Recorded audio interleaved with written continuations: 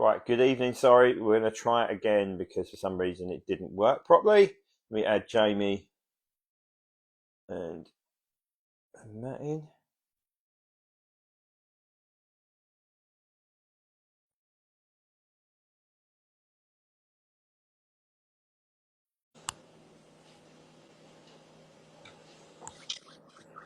Let's try again. Yeah, for some reason it just went private for some reason, that video, but there you go.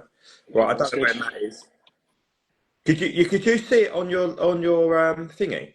Yeah, it came up on my screen. Okay, that's good. That's good then. At least it's working. That's the most important thing. Yeah. Well, we'll give Matt a minute, whether he wants to come or not. It might just be me and you just waffling on for an hour or so, mate. But I'm all Sure. cool with that, as long as you are, of course. Yeah, that's fine. Absolutely fine.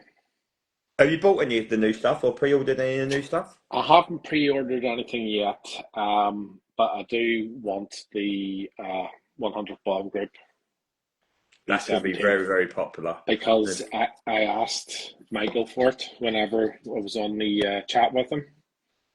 So I'd be a hypocrite if I didn't order it. So I've never pre-ordered anything from Corgi, so I'll have to look into it, but I need to get that one. Yeah, I've basically Royal Flush was the one I requested from after watching Masters of the Air Masters of the last Air. year. Yeah. What did you think of it, Masters of I the Air? loved it. I thought it was brilliant. I mean, like people can pick holes in it. Yes, they Yeah. did switch to B-17Gs when they went to silver faults, and Yeah. yes, the Mustangs were incredibly fast at some points. The But CGI for that was a bit rubbish, wasn't it? but I thought it was really good. Yeah. It told a really, really strong story. So I got hiccups for some reason. How do I get That's right. hiccups? Stupid Pepsi Max there. But yeah, Yeah. look, for me, it was really, really, I'm really, on really good. the Ange Postacoglu, mate. Lob it out the window, mate. Can't stand that guy. Cannot stand that guy. But yeah, look, let's get cracking. I mean, if Matt's on, hopefully he'll join a little bit later, Mhm.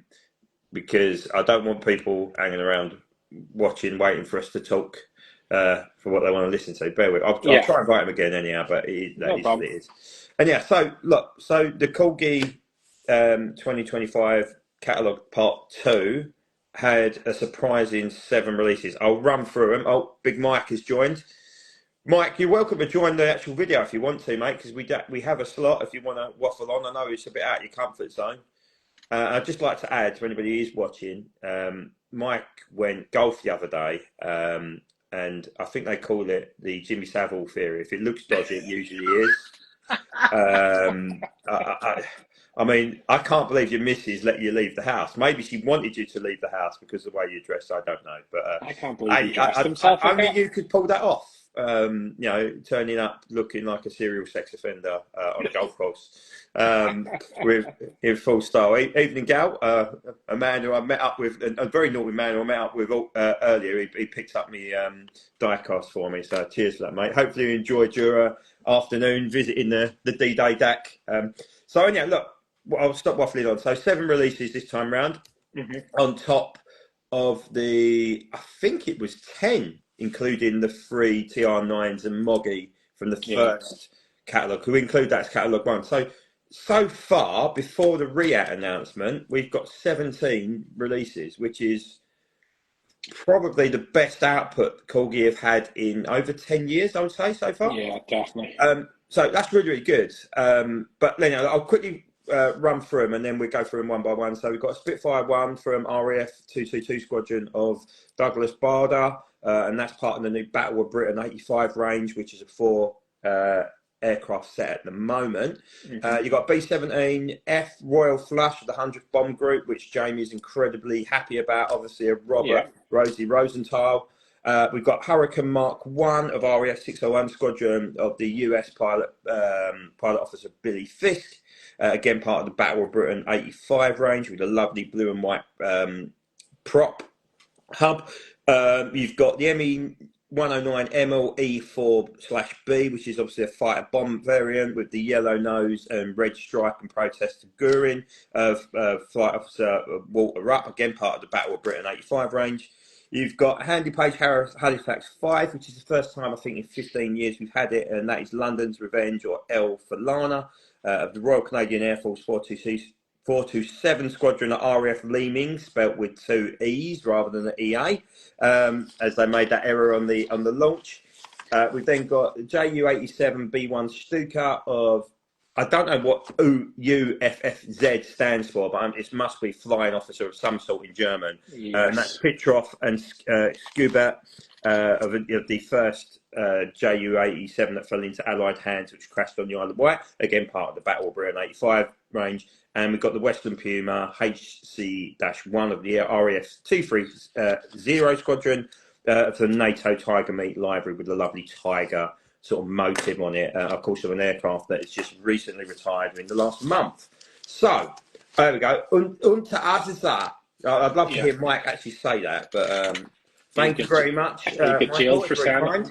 He's clearly Googled that. Good evening, Dave, as well. Hope you're well, mate. And anybody else who's joined, including Laura, who used to work for me. I don't know why she's joined to watch me waffle on about model planes, but you've obviously not got a lot to do on a Thursday evening. Oh, he's on. Matt is on. Matt, there we go. He's here. He's here. Look, he's made us do all the legwork to carry him over the line. Like I said, Mike, if you do want to join, mate, you're more than welcome to. He's got nothing to do, but if you just want to sit and watch, he's probably sitting there. There he is. I'd just like to point out, I was doing a podcast earlier. I don't normally get home like this, but I thought if you thought the golf attire was bad. Oh my God! Oh that's my God! More acceptable good to see you, than the mate. golf attire. Oh Jesus Christ! He just crashed his Fokker triplane into his greenhouse by the looks of it. That's right. Good evening, Matt. Cool. That beard's got a bit beefy. Yeah, well, you got to join in. I was going to say a bit ginger as well, but I don't know if I can get away with that on this. But anything goes, of course. I'm here to insult you and inform you at the same time. Right. Good evening, lads. So, before we get into the devil in the detail, I know Mike is going to be really disappointed because there's no World War One there. I'll start with Jamie because Jamie's been sitting there patiently and listening to me waffle on and insult everybody. What's your overall first opinion of the releases? I think they're great releases, especially the B-17, because everybody has been asking for that for at least 2 years. Yes, they didn't get out in time for Masters of the Air, but they got it released, so that's a big thumbs up. Yes, there's no new molds, but this is a money-making catalogue, the same as the first one. So hopefully the money generated from this will be used to make new molds going into the new year. Maybe even the last third of the year. We'll finally got the 410. Yeah, I have a theory for that in a minute, but I'll let you boys cover that off. So yeah, cheers, Jamie. So Mike, what's your thoughts on it? I know obviously no World War One. Do you know what? I'm actually not disappointed that there's no World War One because I have to say, kudos to Corgi. The last half a dozen releases have absolutely smashed it out of the park. And you've got to look at the bigger picture. For every single World War One aircraft they sell, they must sell 30, 40 World War Two aircraft. So they've got to sometimes think, let's get some money in the bank, as Jamie says. So I'm hopeful we'll have at least one or two coming towards Christmas. But yeah, the only thing that I'd say is I'm slightly disappointed there wasn't anything. I mean, I know there's the helicopter, but there's not anything non-World War Two, really. You know, with the opportunity to get something sort of like Vietnam, Korea, even into war. You have to excuse me. The dogs are just having some sort of just singing to you by the sounds of it. Yeah. Can't decide whether they're shagging or fighting. It's quite difficult. They're probably saying, "What are you wearing?" Day-to-day attire. This is how I go to work. This is how I roll. Oh, Jesus Christ. I love that you bring a complete sense of madness to the occasion. You can't. The thing is with this hobby, you can't take yourself seriously. You can't take any of it seriously because there's too many old fuddy-duddies that do that. It's just have a bit of fun with it. Yeah. Sounds like golfing. Own the madness. Absolutely own the madness. Matt, no, I'm pleased with. And again, they've gone for planes that, you know, for me, I'm not a World War II expert, so I stand to be corrected. But they've gone for planes that aren't, like, really obvious. Like, and I think potentially there might be an error with the Douglas Bader one. But the fact that you've got a Douglas Bader Hurricane is just, like, brilliant for a change. You know, the one criticism I've had of Corgi recently with World War One is they think that, you know, the Germans were Ernst Jude and Richthofen fighting, you know, McCudden and and Barker, when there were so many other, unsung heroes, and I think they're sort of rectifying that now. But yeah, it's the same with World War II. It's great that there's something different out there. Yeah, I completely agree. Completely agree. And yeah, good evening, Matt. Sitting patiently in the corner. How are you, mate? You all right? Good evening. Yeah, all good, thank you. Apologies, I was a little bit late. We were dropping That's off all right. a hamster to my parents whilst we. Is that a euphemism? No, it's not a euphemism. Look, I mean, to be honest, this is turning into an animal show. I mean, I thought it just goes to show Michael's dedication that he's actually got Snoopy in the background. Oh yeah. I'm going to to wheel in a enhance his donkey in a World War minute just to be different, I think. Yeah, but no, all good here. And looking at the catalogue, I think, the new releases, I think there's some really exciting stuff on there. To be honest, I think, there's some, and I'll just emphasise, I'm saying banker, not anything else, but there's some bankers on there, that will definitely sell through. I'm delighted with the Halifax. To be honest, Yeah. I think that's a really nice addition. And I think as a heavy, I think that's, if you're into that kind of era for the Bomber Command, it's one that's missing out the stable really, and it shows that sort of evolution between the, as the marks of Halifax develop really. So I was quite excited about that one. It's got some cool nose art. So yeah, I think overall it looks quite exciting really. Yeah, no, I completely agree. I think going back to what you said about the new molds and that. I mean, they definitely teased there's a REAT announcement, and obviously last year they threw the curveball with the TSR2, and there could well be a second release of that. It could be a desert schemed one, or a plain grey, or a winter version, whatever it may be. I was chatting to Gary today about this. We met up with our drug deal stroke diecast deal in the car park at North Weald. Nothing more dodgy than two 40-odd-year-old men just exchanging model planes in the car park. But we still think there's a 148 jet there, because I think Corgi have made their sort of bed now, and it's World War II, World War One in 148 scale, jets in 148 scale, and obviously they're still going to push out helicopters, but I can't see anything at 172 in terms of jet size coming back out. Maybe the odd Red Arrow or something like that for different schemes and that, if they radically change. But I think it would make more sense to be a 148. Can I ask if it is going to be a 148 jet? What's it likely to be? I would say it's either Jag or Buck. I mean, either of them.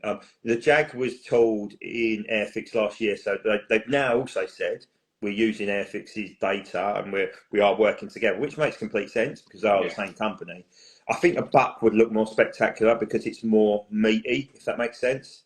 But we shall see. I think both of them are great, as long as they don't get it's not a 148 Buccaneer with 132 wings or something like that.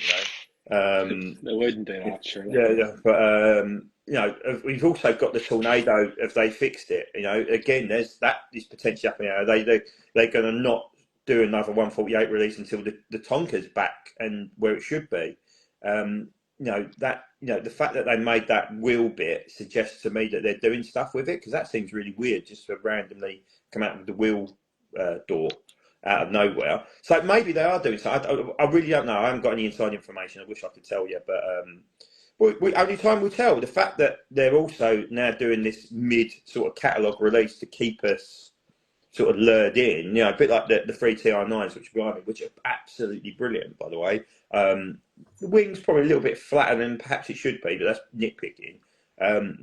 All three of them are absolutely brilliant. So, and of course we've got the 148 Mk.I to go, but then you've also got the potential for the 148 Mk.I or the Hornets to be released at REAT. So we really don't know, do we? It could just be something completely out of the blue, or it could just be something we expected. So, but they're also now I don't think you boys have noticed, but they're now 850 runs rather than 1,000. So they're almost going down that hobby master route of less is more, if that makes sense. So less numbers. Some weird numbers. Yeah, they're banking on a sellout, which means potentially they can do split runs. So like Hobby Master do the Phantoms, didn't they? And they do 500 and 500 as 1,000 batch. So maybe they're going to go down that route in future. But you've also got, with these Spits, they're unlimited runs as well, so they can just churn them out as and when they need them. But anyway, look, I don't want to waffle on too much because I don't want to gate crash it, because this is your opportunity to talk about it. So we'll go through it one by one like we usually do, score it quickly, and then do an overall catalogue number at the end if we like. And of course, anybody who feels, when we're talking about the individual aircraft, you want to score it in the comments below, we'll talk about it as well and see what you think, because it's really important, because it isn't just our opinion, it's the opinion of everybody who's going to go out and buy them. So we're going to do the first one, which is the beautiful Spitfire 1 of RAF 222 Squadron, of obviously the famous legless wonder, Douglas Bader. It's serial AA39216, and of course it's part of the Battle of Britain 85 range, which is like very similar to the War and Yeast range, a similar box art where you can obviously link it all together. A little bit of detail around it. Obviously, an aircraft that he shot down his first aircraft in over Dunkirk. It's black and white and aluminium wing mix as well, which is the first time Corgi have done that particular combination in die-cast form. So it screams sexy. It's got black and white wings, a bit like D-Day Strike. Black and white wings makes everything better. That real early Spitfire mark will go with all the other, like the QV release and obviously P9732, I think it is. So it'll be great in our cabinets. So we'll do this back to front because Jamie went first. So Matt, your thoughts on the Spitfire? Yeah, it looks good. I think you know, a Bard is always likely to sell. You know, he's got that sort of star quality draw on it, and you know, first time an earlier Spitfire for him, I think, in the range, because I know they did his DB Spitfire before, and they've done his Hurricane in the Legends, haven't they? So it's a nice version to have, really. They did it also did a Mark II in the Warbirds range. I think it's part 1 of the Warbirds range. So slightly different. The Mark V looks very much like a Mark II, if I remember rightly. There's not a lot of difference, and of course, the Mark V was gash, and it was awful. Yeah, I think the Barda one should be a good one to do, and it also touches on Dunkirk as well, because there's been you know, more news about the little boats and things as well. So that's a nice touch for that. So yeah, it seems solid to me. Yeah, I think other than the QV Spitfire, I think that is the only Dunkirk aircraft that's been made. I might be wrong. I know they did the early Hurricane, but there's more Battle of France. But to my knowledge, there's not a Dunkirk aircraft made. But I made one from the film, an LC one. I know Dan did as well. Stripped a ZPA back and made it into LC, Fortress Leader, or whatever it is. But yeah, I completely agree. I think it's pretty goddamn sexy. Is it one you add into your list? For the sake of space, the Battle of Britain is. I've just picked a few. You know, I've got a smattering of Battle of Britain planes, but it's not really my main collection focus, to be honest. So, but I've got a couple of trips up to York with work when I get back, and a little plug for Monk Bar Model Shop. Fantastic place if you're ever up in York. Great place to proper model shop in terms of, you know, train set in the front, aircraft hanging down from ceilings, amazing display cabinet. So if I'm up there, I'll be popping in. And I guess that's Mikey's neck of the woods. You want to be careful we don't corner you down an alley dressed in golf attire. You'd see him coming anyway.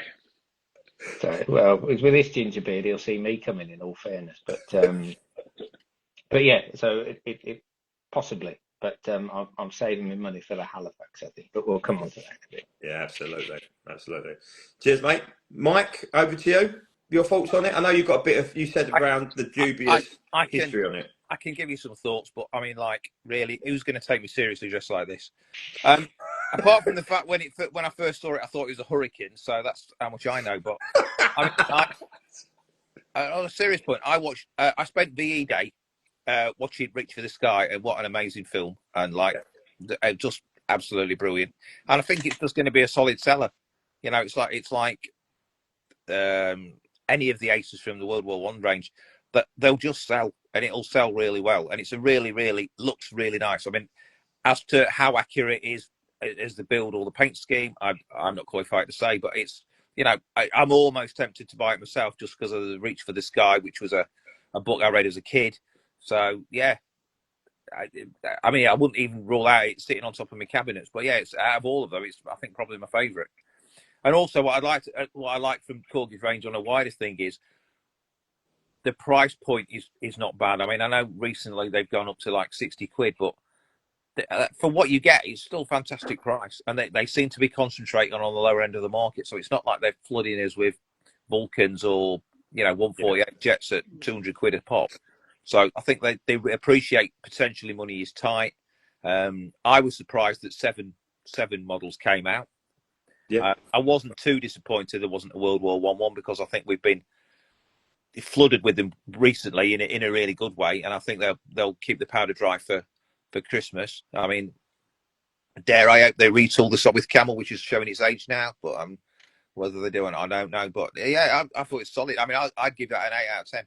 that's a really good point you just made, actually, because you think about it, you think World War One, you always associate armistice with it. You stick a poppy on the front, and it makes it a little bit more. I don't know, it just sort of pops a bit more, doesn't it?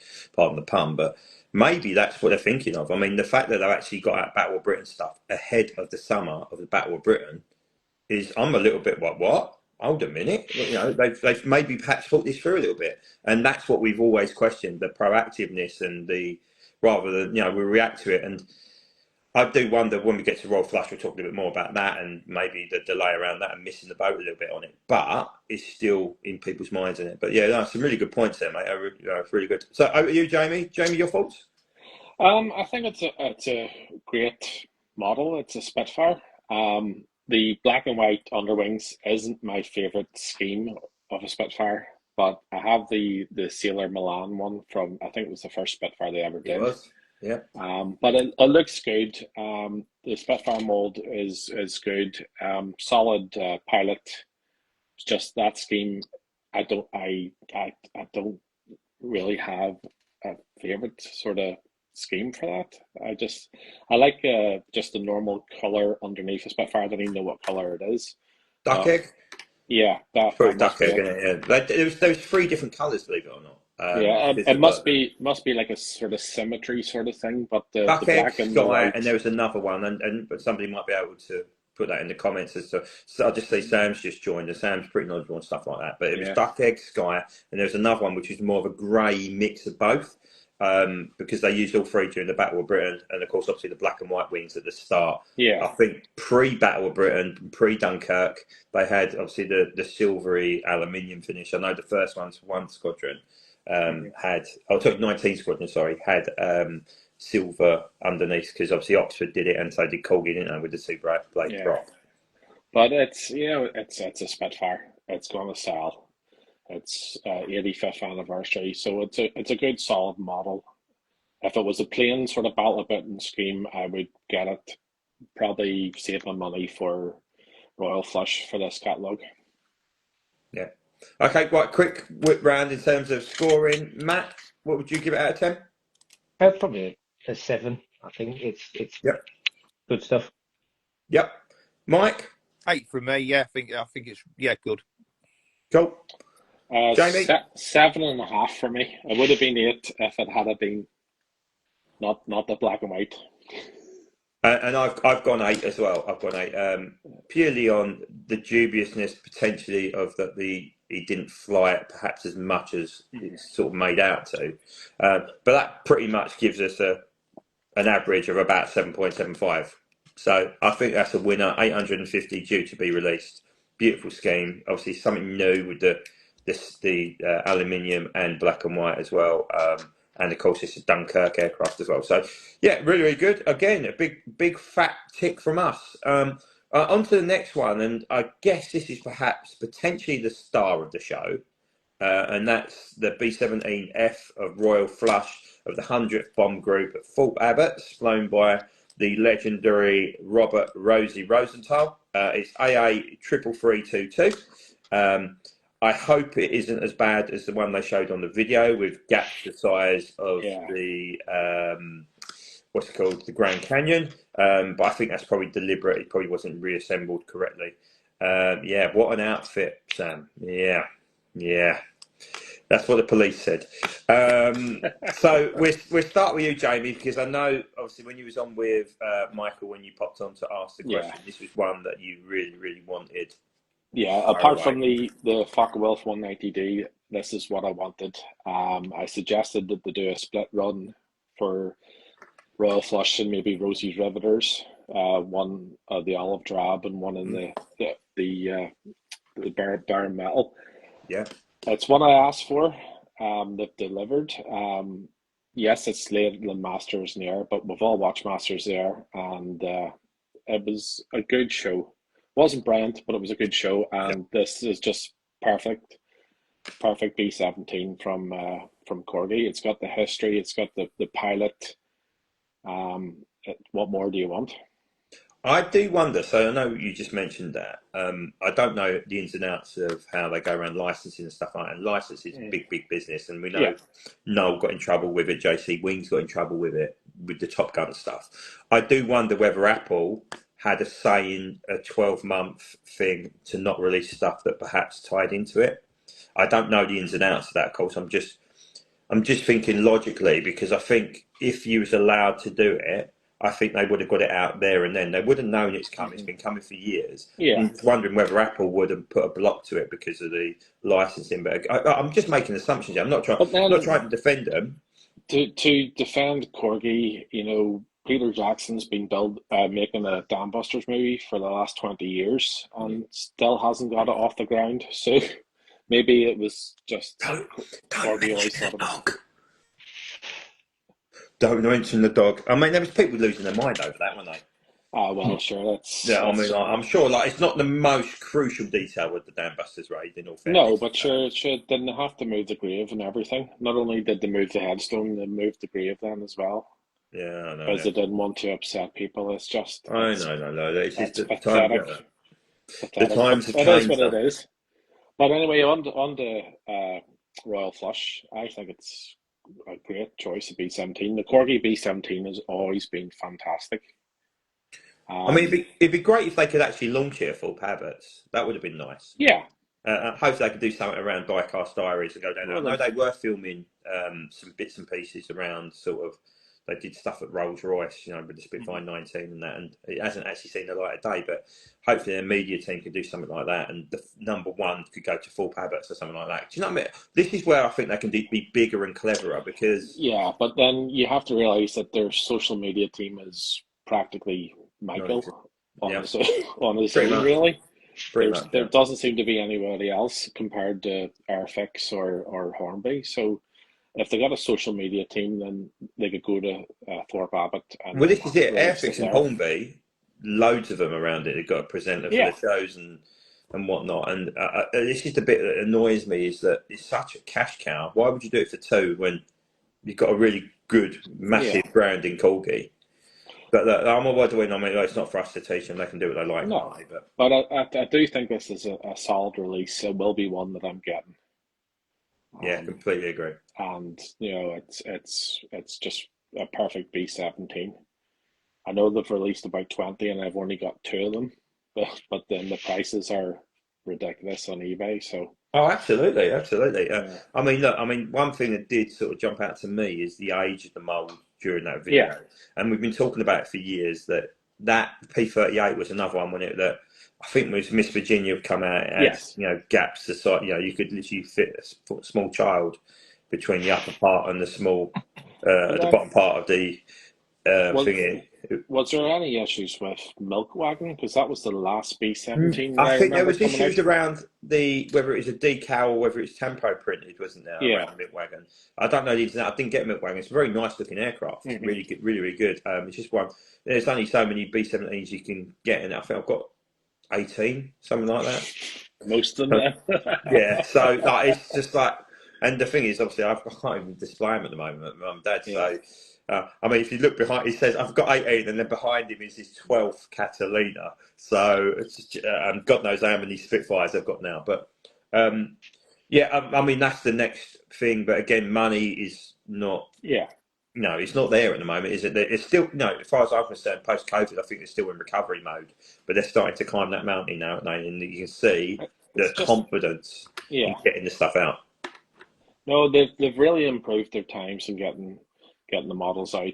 They've had a good selection. Yes, this one is predominantly World War Two, and we've got the 410 to come as well, which looks good from the die-cast Aries.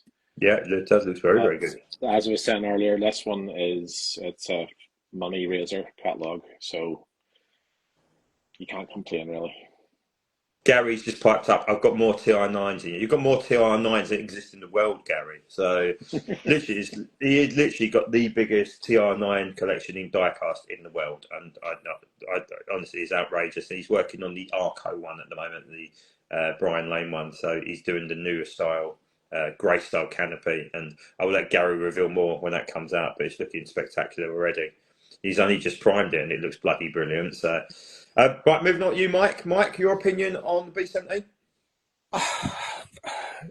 It's difficult for me to say because I'm not an expert. I personally think Corgi missed a trick with not releasing it when Masters of the Air, and I have to hold my hands up. I've not even seen it yet because I've just not had the format to watch it all the time. It's on my bucket list. I think it's a fantastic seller and it'll do really, really well. I just think they missed a bit of a trick. And I don't think it was potentially a licensing issue. I think it's just we always think that, Corgi working so far ahead, they've got to have stuff in the pipeline because the R&D takes so long, even on some of the smaller models, never mind the bigger ones. So, but it's the 100th group. It's a really, really nice model that I don't know whether it's tempo printer or decals, but it looks smart. The only thing is, I don't know, you guys must live in mansions because they're bloody massive. I don't know how you've got so many. Where the hell you put them? They're in the garage in the boxes. Yeah. You don't need loft insulation if you're into great, diecast. but it's a shame, isn't it? Because they're designed to be seen. Yeah. But yeah, I mean, it's just going to sell, and it'll sell out. Absolutely, and that's good. In 5 years' time, we'll be paying for £300-400 for one, and then we'll be going, "Oh, we should have bought one at the time." I'm not entirely sure. What was the run on that one? I didn't look at the runs in it individually. I would imagine it's 1,000. Because there was one of them that was like 1,136. I don't know which model it was, but it was such a random number of models to produce. So God knows. Maybe they have some that will go to Thorpe Abbott and go on sale there. I think, again, that might be one. I don't know if it's limited or not. I think it'd be clever to not limit it because they sort of missed a trick with Just Jane, didn't they, with that? Because they made 1,000 and the 1,000 just went overnight like that. And now they're like £300-400 a pop. And if you think Lincolnshire Aviation Museum, you'd be wanting another 1,000 of them to knock out because they go as well. And it goes towards funding the Just Jane as well. So it'd be nice if it wasn't limited because, I mean, for me, it makes no difference. I mean, some people get really fussy over the old, bloody certificate and that. I think if it benefited Thorpe Abbott's by having the opportunity to place another 250 for an order to put in their museum and sell on the sale and return basis, it's great PR as well, isn't it? It's brilliant PR. You get a B-17 by Corgi and suddenly you're getting a Liberator by Corgi and you're getting a Mustang and a P-47 because you want, those bits. I think they might tie in a Tuskegee Mustang at some point as well. That'd be a clever idea if they could do that. But maybe normal people that aren't like us don't go, I'll get a B-24. There is that. I mean, this is like Alcoholics Anonymous. That's just smart. That's what Mark does. It's like Alcoholics Anonymous where everyone brings their own drink, isn't it? So it's not great. But I'll move on to you, Matt. Matt, what's your feelings on the Royal Flush? Yeah, well, I think it's a group that's been in demand. I think historically people have wanted a 100th bomb group and they haven't done one. Now they have. The F hasn't been done since Ye Old Pub, so there's a scarcity of Fs out there. I believe that was 2012, if I'm correct. Yeah, just before Rafe was born, I think. Which is scarily a long time ago now. Tell me about it. Just 13 years. I didn't have grey in my beard at that point. In fact, I didn't even have a beard, and I was 20 stone. So time has changed slightly.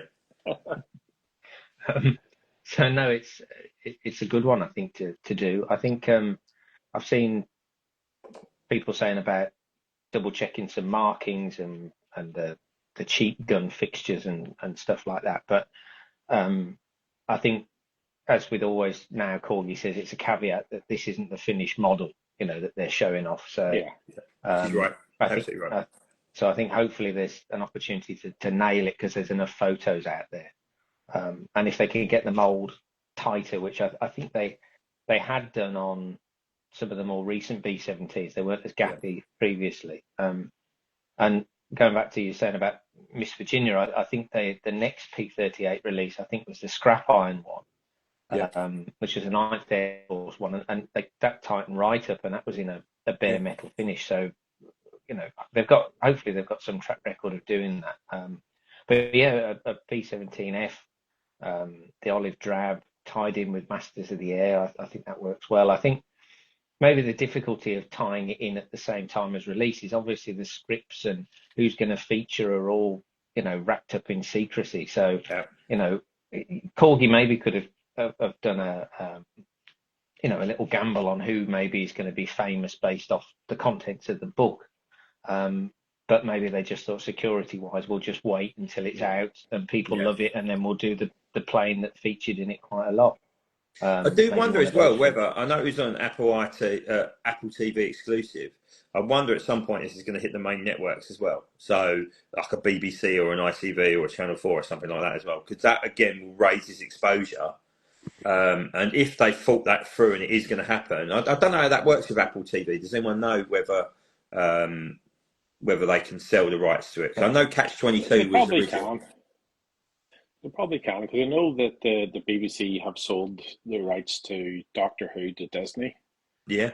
So they've done a collab there. So I don't see any reason why they wouldn't do it. They can put it down as educational as well. Yeah. Yeah, it'd be a good point. But yeah, I think it'll work.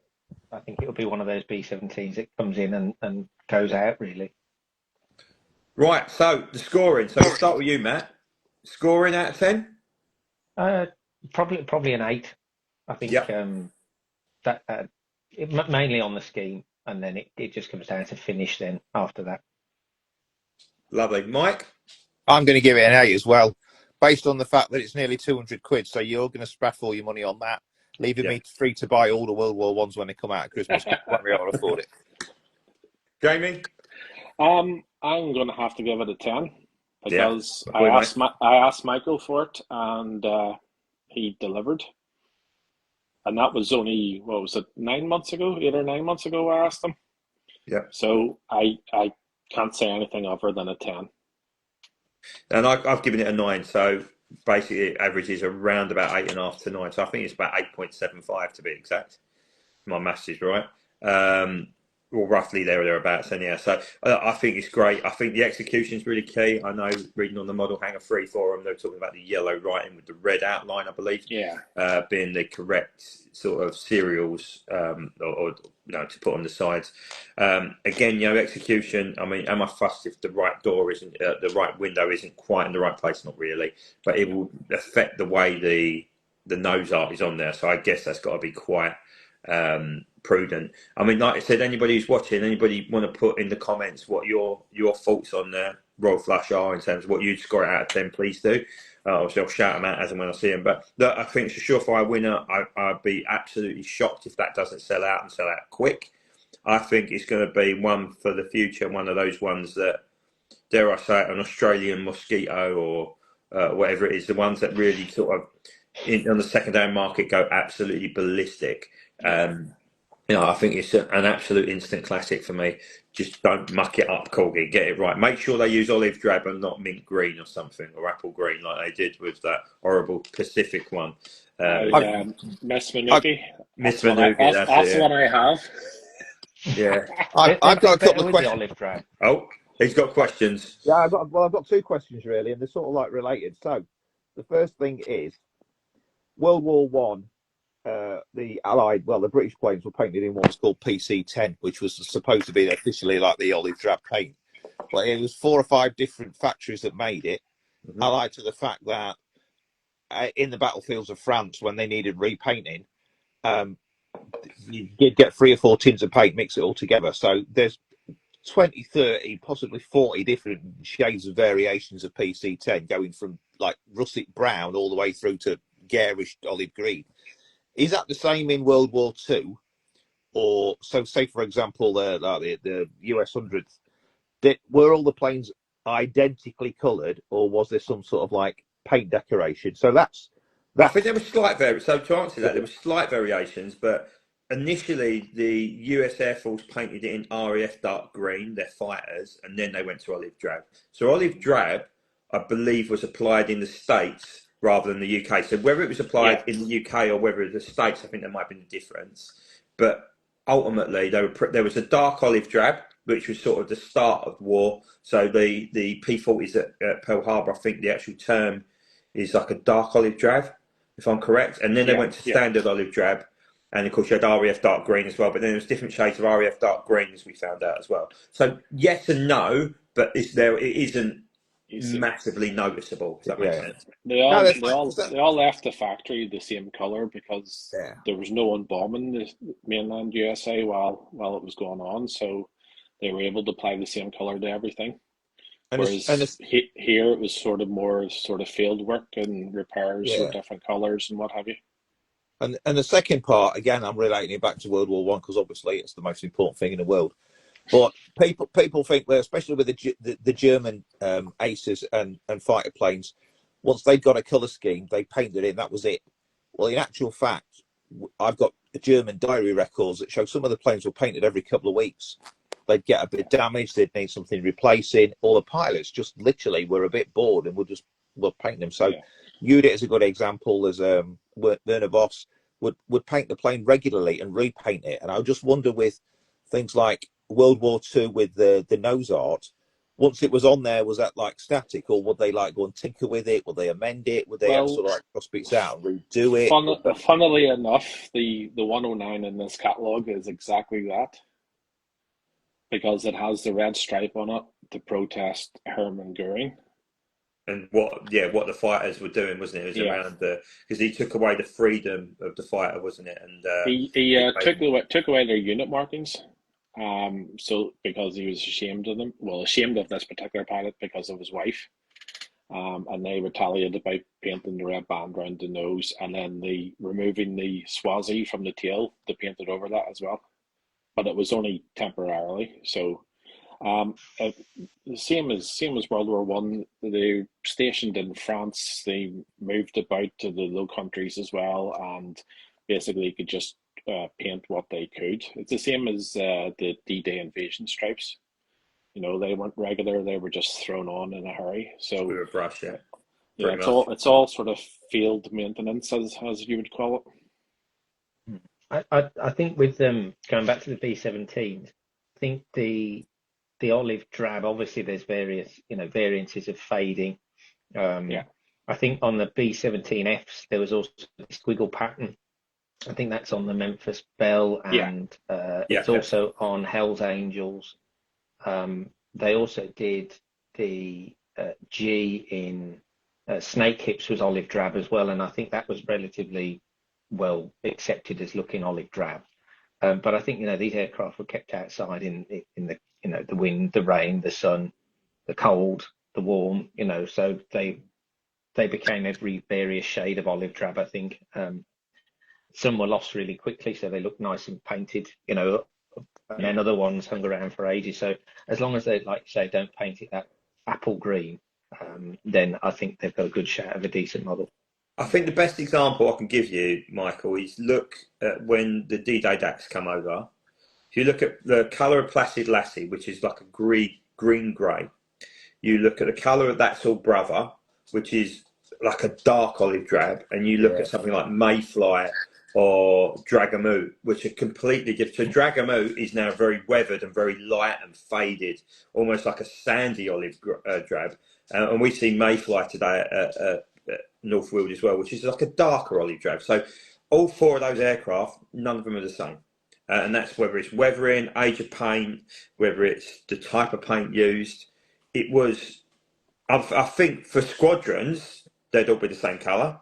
But for various squadrons, if you put a 100th bomb group with, say, something that, I don't know, Kim Bolton, for example, it might be slightly different. So there is, it's very difficult with black and white photos to prove what colour. Unless you've got an actual bit of panel from an aircraft, I think it's really difficult to. You just have to make the best, dare I say, assumption it was that colour as well. So yeah, it's a bit of a hornet's nest, I guess. But I think, you know, if we look at it and go, it's wrong, you'll know it's wrong if it's too garish usually. Yeah. But it looked okay in the video, the Corgi video, even though they had the disclaimer up that it wasn't the final product. It still looked a decent colour, although drab. It didn't look like the apple green at all. Yeah, so you basically just stirred up a hornet's nest there, Michael. Well done. Yeah. Right, anyhow, on to our third one of the evening. This one is actually a Hurricane, Michael. Evening, Andy. Plane model has joined us. Just to see you on, mate. So it's Hurricane Mk.I of RAF 601 Squadron of the US Pilot Officer Billy Fisk. Again, as part of the Battle of Britain 85 group. And I've got my dog now making weird noises. Fantastic. And that's AA 27609. So we start with Jamie on this one. Actually, no, we start with Michael on this one because obviously we're starting to try and start with different people as we go. Do you know what? It's going to be very short and sweet because I know nothing about the squadron. I know nothing about the pilot, other than the fact that he was a US pilot, and I know very little about Hurricanes. So I'm going to bow to everybody else's greater knowledge on this. So it didn't. I mean, from my point of view, it's just another. I'm assuming Battle of Britain, is it? Yeah, it's Battle of Britain. Yeah. So he was the first US pilot to die during the Battle of Britain. There was rumours a few years back that Tom Cruise was going to play him in a Battle of Britain movie, but it never really materialised, I don't think. You should get Ben Affleck to play him. But I think it's good that Corgi are doing it because really, if you think about it, there were the celebrations this year with VE Day, and then obviously we're going to have Battle of Britain later on, and then obviously VJ Day later on in the year. Yeah, it's really the last opportunity. You know, the last Battle of Britain pilots just recently died. My kids don't even have a clue what's going on with it. You know, they just don't know. They don't know what a Spitfire is. They know little about World War II, never mind about the individual battles and the individual people. So I think it's a good time to concentrate on that now because it's almost like it's the last hurrah really for the Battle of Britain, isn't it? You know, there's not going to be that many people around that interested for the 90th and then certainly by the 100th. You know, even most of us will probably have corked it. So, Jesus Christ. Jeez. Jesus Christ, coming on and telling us all bloody dying. Such a happy chappy. Yeah, you ain't going to see VJ Day, lads. No. Listen, in 20 years' time, I'm going to be 78. I'm either going to be like carked it or I'm just going to be just drooling in the corner with talking about Blériot. So it's like, yeah, either way, I'm not going to be much use to society. But yeah, no, I think it's good. And also, they've concentrated on something. They've not, you know, I know I'm going to contradict myself earlier because I said, well, they could have done something Korean or Vietnamese or Vietnam or, you know, any of those theatres or Suez even. But the fact that they've concentrated on something and thrown a few at it is brilliant. Yeah, completely agree. Matt, your thoughts on it? I know obviously you're more of a big bomber man, but... Well, it's certainly a pilot that's got a story behind him. You know, America being neutral you know, not being neutral, but just being out of the war at that point, and he volunteered to come over and fight. There's a great story behind that. The new Hurricane mold, I say new, but the new version of it is a nice mold overall, really. Yes, a nice story. Looks like it's going to be well finished again, so it should be a good one. Completely agree. Jamie? Good, solid Hurricane. That's what I'm going to say about that. Don't know much about the pilot. Just reading briefly about his backstory. He was an Olympic bobslayer, I think. And it's a Battle of Britain Hurricane. What more do you want? Yeah, completely agree. Again, look, I think from my point of view, I think it could be an opportunity as well into the US market. I know obviously Royal Flush certainly will be one. The US, if Corgi want to make a bit of a statement in the USA again, Royal Flush could be one that really sort of sets them up for it. I think it's one of them ones that a lot of people talk about, that he wasn't a particularly iconic pilot, but his story was, if that makes any sense. Yeah. That he wasn't, you know, like, I don't want to say a nobody, because clearly anybody who participated in the Battle of Britain was not a nobody, but he wasn't a pilot who was known for his piloting, if that makes sense. It was more for the story, but like Jamie said, in terms of coming over from the USA, fighting a war that, dare I say, he didn't need to be in, and you know, he ultimately cost his life. So I think from that point of view, I think it's good. I think it's eye catching as well. I love the blue and white on the spinner. I think that really makes it pop. I don't know whether is 601 Squadron been featured in Battle of Britain colours yet. Is it a UF code? No, it's AA. No, not the actual coding on the fuselage. I forget what the code is on the. No idea. Part of me says like UFK or something like that, which I think there's a Battle of Britain Hurricane out there with a UF code on. Please correct me if I'm wrong. It's not one. I mean, not the Popeye one. Popeye. No, I don't think that's UF. I can't remember. Look, somebody might be able to help. If anybody can get on Google whilst we're googling this, just to check what it looks like. I haven't got a picture to hand of it, but look, I think it will sell well. When was the last Hurricane released? Help me out here, boys. Because there was you had Tom Nicholson's and you had Popeye's come out in pretty quick succession. You had SDX as well. What's the last one? Not the black one, wasn't it? LKA. Yeah, Bleed, yeah, which was outstanding, actually, very, very good. And that was about a year and a half ago now, wasn't it? Probably 2 years ago, I think that was. Yeah. So again, that I don't think you can get that anywhere now. I think it sold out relatively well. I've tried. Yeah, I've thankfully got it, but anyhow, look, we do some scoring on this, Mike. Do you know what?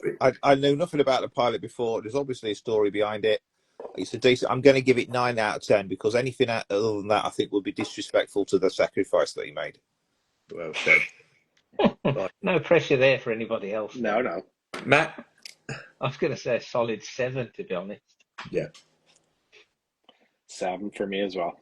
And that's the number I went with. I went with 7 as well, which gives us about a 7.5 out of 10. But that is a winner. It's winner chicken dinner. And I think part of the Battle of Britain range, you can't have a Battle of Britain range without a Hurricane and a Spitfire. Yeah, and it's good that it's part of one of 4. Yeah, so if you get what I would say, you might as well get the other 3. The last Battle of Britain range, they were about £10 a pop. They're now 60. So slight inflation increase on that one. You know what? Do you know what though? What I'd say is, if just a couple of young kids either get into the hobby by buying that and then reading about the Battle of Britain, or actually start collecting diecast on the back of it, then yeah, brilliant. You have to start that in school, though. Yeah, absolutely. So speaking about that, the last Hurricane that I bought was when they did the Ginger Lacey release, and it was their anniversary. Yeah, and they dropped the price down, and I thought, I'm 30 quid. Yeah, that's 30 quid. And Ginger Lacey, known a little bit about it, obviously, one of the more celebrated pilots. I thought that's brilliant. Awesome, new mold, famous pilot, lower price, awesome. So I think if they can tie it in at any point with doing something like that, not always, it does get people in. But solid Hurricane, good pilot, interesting. I completely agree. Yeah, so I think we can agree, say 3 out of 3 so far. So we're on a roll. We're on to one we've just briefly discussed before, which is, of course, the ME-109 ML. It's an E4/B, which is a fighter bomber variant. Yellow one of Walter Rupp, again, part of the Battle of Britain 85 range, and it's AA28009, which indicates the 9th release in the new Emil range, and the second fighter bomber variant, obviously, after the War in the East Emil, which was released, which is one yet to join the collection, actually. So we start with you, Matt, around this. So what's your thoughts on the Emil? Yeah, I like this one, to be honest. I haven't got a new tool 109, and the fact that it's the YAG bomber as well, in terms of it'll come with the bomb, I think is another nice touch on it. It's got an interesting story with Goring and the the unit commander and their conflict. Looks to be a nice finish. People say about mottling on 109s, and that seems to drive people mad. For me, not being so knowledgeable about mottling on 109s, it doesn't drive me mad, but having brown exhausts on a Lancaster when they're supposed to be black drives me mad. So that it's apples and oranges and swings and roundabouts for me. But I like it. I think if I saw one, I'd probably get it. Yes, eye-catching as well, and of course, very different from a Battle of Britain point of view, purely because fighter bomber being sort of is not one that often gets sort of talked about as such, but of course it's part of the role it played in terms of harassing sort of the coastal defences and the radar stations, and those sort of impromptu attacks on the airfields, when the RAF were refuelling and stuff like that. But it did play a really, really key role, and again it adds something different to your Battle of Britain theme, doesn't it? So yeah. Mike, what's your opinion on it? Well, You've again, seen it? I'm learning, because I didn't even know that 109s were used in a fighter bomber role in the Battle of Britain. I thought it was all Junkers 87s, and so that's news to me. Yeah, I like it. I think it's good. Again, going back to the mottling, who's going to know? Because I've sold books recently that have ME 109 books, and they've had pictures of ground crew,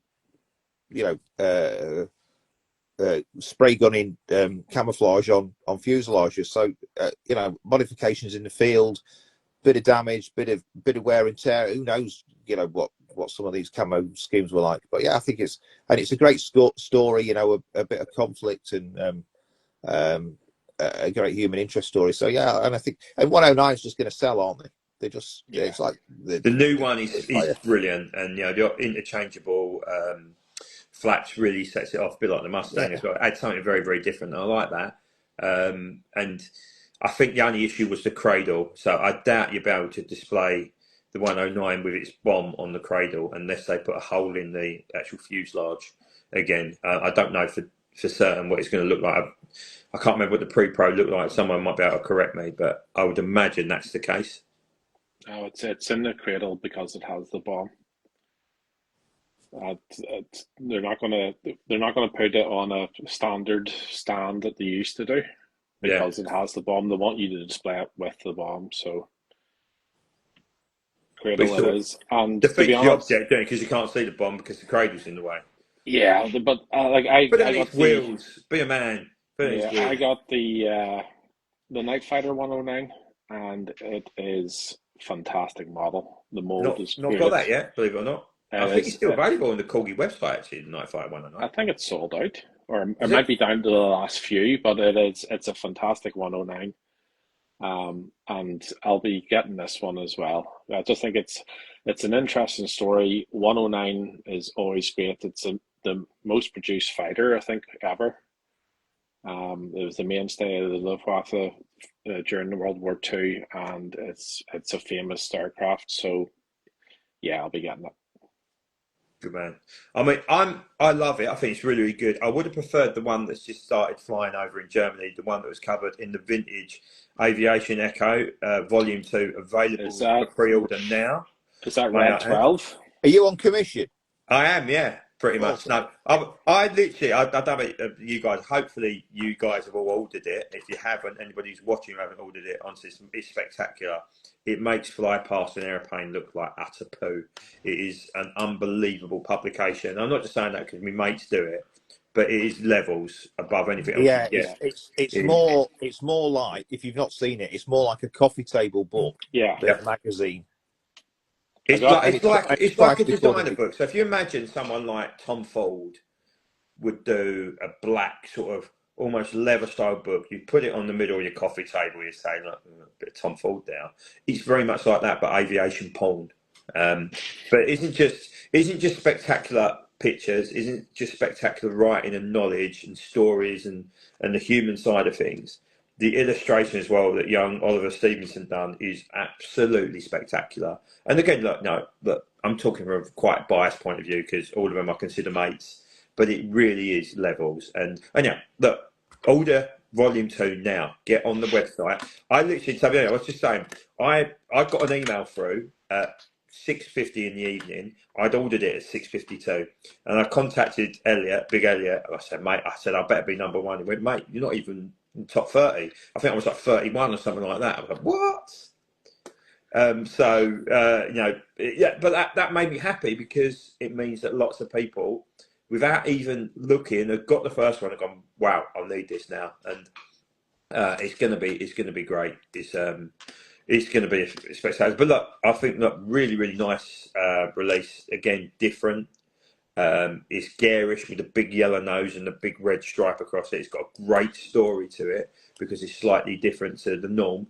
I think again it will sell out. I'm assuming it's an 850 release. Again, I should have looked at the numbers on this. So my research before tonight was shocking, but I literally didn't give myself any time. Ended up playing Fortnite, being a complete virgin. Because apparently, so just to go off tangent again, I don't think you guys play Fortnite, but I do. You can now get Darth Vader, and you can talk to him and tell him what to do. So I spent about an hour trying to get Darth Vader, killed him 3 times, and then got killed 3 times before I could hire him. Yeah, I was going to ask him why West Ham was so rubbish this year, and see if he can give me an answer. But I think his answer would be not as rubbish as Manchester United, Mark. The kids have been getting them to say some controversial things. Oh, I've seen some of the videos. We'll leave it at that. Anyhow, moving swiftly on, Jamie, you naughty boy. Let's have a score from you, Matt. Matt, what were you going to rate out of 10? I'll give it an 8. Yeah, like good lad. Yep. Uncle Mike? I'm going to give it an 8. Yeah, it's solid. There's a bit of a tenuous World War One link with Goring, so yeah, I like it. You just get a tenuous World War One link out of anything, don't you? Oh yeah, okay. Yeah, spaghetti bolognese tonight. There's a tenuous World War One link with that. Rick Hovan had spaghetti bolognese for breakfast before his last flight. Yes. Jamie? 9 for me. Yeah, love it. 9! 9! I nearly saluted you then. I'm so glad I didn't. Old habits die hard, eh? Yeah, absolutely. I've given it a 9 as well, so that's an 8.5 score.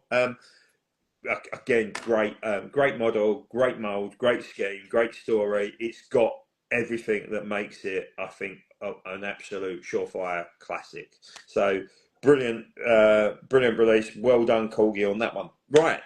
I'm going to start with Matt on this one, because this is probably the one that he's been chomping at the bit to get to all night. And that's the Handley Page Halifax Mk.I of London's Revenge, or L for Lana, of the Royal Canadian Air Force, of number 427 Squadron, RAF Leeming with 2 E's, and that's AA 37210. Matt, you are a bit of a bomber boy. Tell us a little bit of history around this one.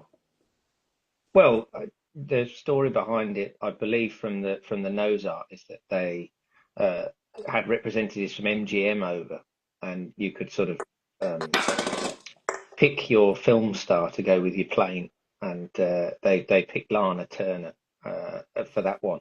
So I mean, it's got a great nose art, London's Revenge. The Halifax has generally been a really well received model by Corgi for a long time.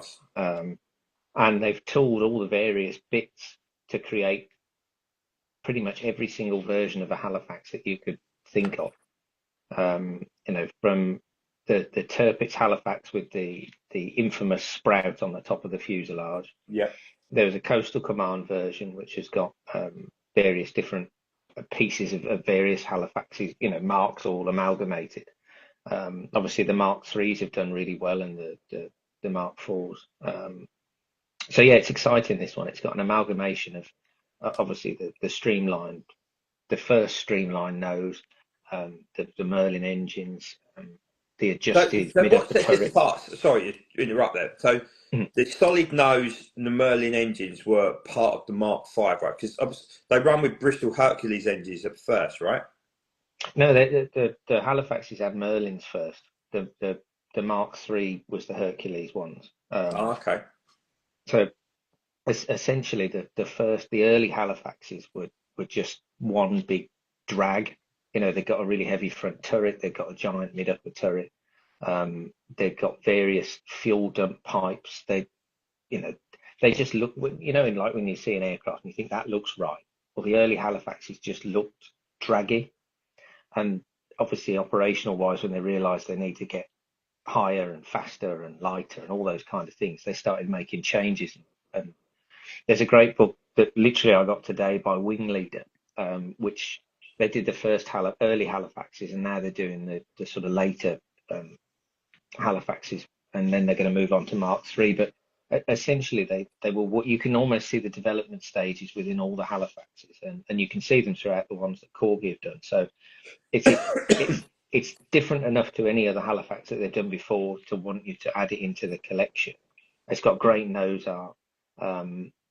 It's also represents an aircraft, you know, during the Battle of the Roar, which is not one that's massively covered by some of the releases, to be honest. You know, the true Battle of the Roar. So it's I like it, and that's definitely one that I'd add in. And then you can also get one with the streamlined perspex nose, or Corgi could do one, I should say, with the perspex nose, with the Merlins, with it cleaned up with H2S. I mean, there's a great Pathfinder one that they could do, a 35 squadron by like a bomber ace, so to speak, Alex Cranswick. They could do his later on. But yeah, it's really interesting, and I'm pleased that they picked that one. It's really exciting. So I would have thought, sorry, jump in before we get to you two boys. I thought maybe the Free French one might have been the option. So I know obviously one side of Friday the 13th is covered in Free French, isn't it? Yeah, because Elvington had Free French crews. Yeah. I think that would have been a really eye-catching scheme. It's a bit of a gamble because it isn't technically RAF, and obviously Corgi are very British-centric. But in terms of eye-catchiness and tying it into Friday the 13th, I thought it would have been a really, really good thing. But I mean, from what you just told me, that is the heart of the reason why, you know, it looks eye-catching, because that's when people really buy it. If it looks like a bag of shit, then, you know, that's part of the problem before you get around it. We've always said, from years of doing these videos, there's got to be, you know, the heart of the reason you do stuff, and understanding the pilot, the history, the battle it went through, why it was named after something. It makes more sense. It makes it more interesting. I just wish we had a bit more than a bit of card to talk about. That's just my thing. I know they were talking about doing a QR code where you scan your QR code and it takes you to this big manifest of information. That's not for everyone, but I like stuff like that if I've got a spare moment to just read about stuff, because it then opens up different avenues and you explore more into potentially that field, doesn't it? And of course, it's all information that helps teach you stuff as well. But look, I think from what you just told me there, I think they're onto a winner. Well, I'll move on to Mike, because obviously it's relatively close to you, Lehman, isn't it? Yeah, it's not a million miles away. Current RAF base as well, which is still active, which is I'm going to be honest. I guess. For me, it's a surefire winner, in as much as the fact that it's a slightly random, the fact that it's Canadian and not RAF, which is great for collectors, but also it's a bit different. It's a different mark. It looks totally different, and I think it's just a cracking model. Look, I don't think there's been a bad Halifax, is there? Is there one that anyone's really nitpicked holes in? No. And again, that says a lot about, you know, for a big chunky aircraft, which is, I believe this is the 10th release. Something like that. I think it's got to be close, isn't it? What's the code? What's Sorry? the AA code? The AA code is 37210, but that doesn't necessarily mean there was 10 made. It might have been, you know, a couple of them might not have made the thing, because sometimes they do that with Corgi. But I'm just thinking offhand, you've got, obviously, if you used to think logically, you've got the Desert one, you've got the Coastal Command one, you've got Vicky, you've got Barton. Expensive Babe. You've got the red one, which is the Halton. You've got, who's the one? It's got red right in there. It's LK. It might be LKA on it. It's the one I haven't got. But Barton is the VC one. Yeah, with the sword on the nose. Oh, still Barton. Yeah, he's Barton. Yeah, that's right, Barton. You've got the RF Museum one, which is TLS. Help me out. This might be the 8th then. I'm trying to think if there's any more. Oh, Friday 13th. Most important kind of one, arguably. So it's got to be the 9th or 10th then, realistically. And it's genuinely different from all the other ones. There's you know, different bits on this one, different turrets, you know, which is good. I think the reason why they maybe didn't do the free French one is that because it's a Mark III, and that the last few have been Mark IIIs or the maybe. or the one with the rounded wingtips after that. My Roman numerals get sketchy after that, but this one should be great. No, I completely agree. Jamie, so over to you, mate. I think it's a great release. I love the Halifax. I've only got one with the expensive build with the Hercules engines. So I don't have one with the Merlins, and the Merlins make everything look great. So a good solid piece of diecast. They haven't done anything wrong with any of the Halifaxes previously released, so it is another one that I'll probably get after Royal Flush. But I just think it's lovely. I've always loved the Halifax. I think it looks better than the Lancaster, if it's a controversial thing to say. Whoa! You need to calm the hell down. Hang on. In terms of the Halifax, although you could say that's controversial, there's a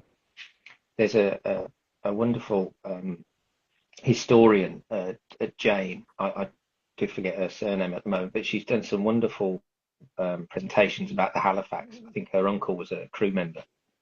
She's also written a book on it now about mining operations. And having listened to her podcast, which is Never Mind the Dam Busters, which is a good podcast, by the way, she sends a lot of love for the Halifax. That's worth listening to. You're not alone in the Halifax. I said it was better looking. I didn't say it was a better plane. No, it certainly wasn't a better plane. I think it was. Well, once you listen to Jane, that's even controversial. So it's you can go down a rabbit hole there, but it's definitely worth listening to her. I think she's been on World War II TV as well. She's called Jane Gilliford Lowes. She's no relation to me, but we're big mates on Facebook. So yeah, she's absolutely brilliant at what she does. Yeah, very good. Right, so bit of a scoring. We'll start at you, Matt, because obviously this is your field of dreams. I'll give that Hallie, 10. 10. Look at it. He's gone strong. He's gone very strong. Michael? Do you know what? I'm going strong as well. Definitely a 10. The fact that it's slightly random, it's a bit of a curveball from Corgi, but they've been brave. It looks a great looking model. I think it'll sell well. The story behind it is great. And it gives me hope that they might do some slightly random things with World War I going forward, which we'll come on to later. So yes, a 10 from me. Cool. Jamie? 9 for me. And I've gone 8 purely on the basis, and this is going to sound mental, not because it's a great release. I think that Royal Flush would trump it. If I was to get one heavy, I think Royal Flush would be the one I'd get. And that perhaps speaks volumes of how good the catalogue is, if you're thinking that way. But I will be getting this. This is certainly one I'll be looking to add to the collection. Where the hell it's going to go is probably in the shed with the rest of them at the moment. But that's not the bit you have to worry about.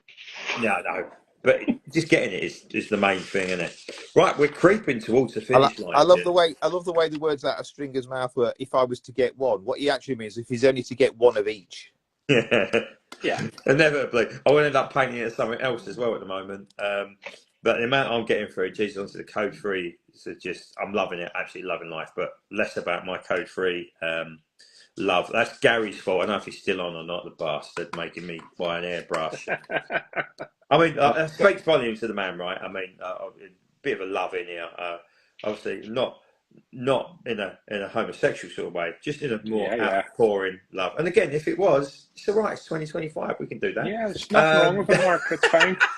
Gary's watching this and he's been sitting there with his missus going, "What the hell?" But no, this speaks volumes to the man. He turned up today. I mean, I was chatting to him about primer, because this is the sort of thing real men talk about, priming your model planes. And he tried some Humbro one. And I said, show me which one it is, and I'll try and get some. Turns up today at North Woodgate, got a little present. Gives me a bottle of primer. I'm like, gal, that's like amazing, mate. And he bought me lunch today. It does that sound like we're in a relationship, doesn't it? So poor Gary. It's a bald, bearded man now. Anyhow, this is really gone off tangent, isn't it? Yeah. What do those car parks do to you, man?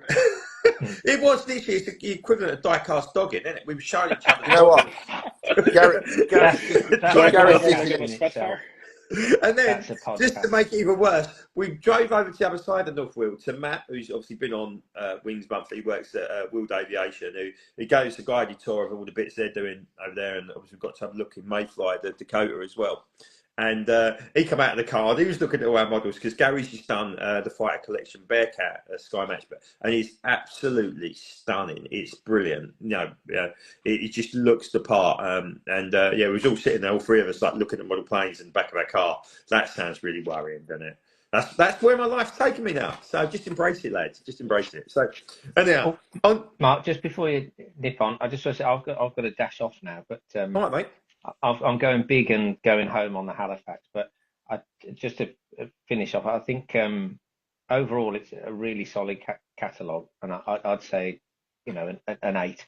I think, to be honest, there's a range of different price points. There's some really exciting aircraft, and yeah, I think it's going to be a really good one. I think, yeah, you could say about new toolings and maybe a lack of variety of some other theatres, but to cash in on what they're good at and what they're big at, I think they've knocked this one out of the park, to be honest. It's got me excited, and I really like that. But yeah, hopefully I'm off for a bit, but then I'm coming back and hopefully going up to Lincolnshire Aviation Heritage on a work trip. So I'll take some photos and share them on the page when I'm up there. But And if you find a Just Jane for under £600, let me know. yeah, I can get you a plush version of her, a cuddly toy Just Jane version. Not We did quite that the for same. them. Not quite the same. No, it's I'll not probably bad, still put though. it in the cabinet, in here, but Yeah, no worries. But I hate to dash off early, but I really right, Jeff. appreciate having me on. I've had a No, great time. great to see you, And mate. Great to catch see you. up with you all Good to soon. see you. Yeah, Take thanks for your care. time, mate. Look, we really Cheers, appreciate guys. it. And Bye, thanks for your Michael. input Bye, as well, Jamie. because Bye, like, it's Mark. really knowledgeable. See you soon. Have a good one, mate. No worries. Take care. Cheers, guys. Bye. Sorry, mate. Bye. So, right now, we're going to move on to, there's only 2 more left. So, on to our last Battle of Britain 85 aircraft, and that is the Ju-87 B-1 of Unterofficer Petrov and Unterofficer Scuba. Hopefully, I've said that right, Mike. And that's AA 32520. This is probably, dare I say, I'll go first on this one, because I haven't actually gone first yet. I guess this is the one which is, I'm not going to say meh, it's probably the least interesting of the 4 Battle of Britain ones, but has a really good story around the fact that it was the first Allied captured Ju-87 of the war when it crashed on the Isle of Wight, with its bombs as well, which is even more mad, that it made a crash landing with its bombs still on it, and then was recovered to evaluation by the Royal Air Force. I mean, it's very similar to a lot of the other Stuka schemes from the Battle of Britain. But it's still nice. We know the Stuka is a really strong offering from Corgi. Always is really, really good. A good seller as well. Usually, the Battle of Britain ones are usually very hard to find as well. Don't think there's a lot wrong with that, to be honest with you. I mean, it's nothing really particularly eye-catching about it, though, if you know what I mean. It feels like a very safe one. I'll go over to Jamie, because obviously it's more his sort of theatre of operations, but what's your thoughts on it? It's the same as the Hurricane. It's just a solid, good, solid Stuka. It's Battle of Britain. They sell out really quickly. You can't really go wrong with it. No, I think you're right. I think you're right. It's just, it's not, like I said, it's safe, isn't it? It's a safe choice, but it's also an interesting choice as well. But it's when you're going for your Battle of Britain 85, obviously you have your Spitfire, your Hurricane, and your 109. You have to have something else, which is a single-engined fighter stroke bomber. So it's a logical choice. Like the other aircraft, you've got your 110, you've got your 88s, you've got your 17s, and your 111s. So unfortunately, the Stuka is the only other one, single-engine fighter, that can go along with that collection. It's solid. It's got a bit of a story behind it. It's a Stuka. Yeah, exactly. I think we've lost Michael. I just see it windmilling in the corner. Yeah. So I don't know where he's gone. I think maybe the police have finally raided his house. They were blinded by that golf outfit he was wearing the other day. Absolutely. Yeah, numerous reports of a man looking like a predator on the golf course. That would be But all of them. it looks, yeah. It looks like we've lost him, unfortunately. Hopefully, Yeah. I can add him back in. Let me just try and see if I can add him back in. Bless him, because we can't. Ain't no party without a Michael Lowe involved, is there? No. But yeah, I think for me, like I said, I think it's one that certainly will sell. Oh, he's still here.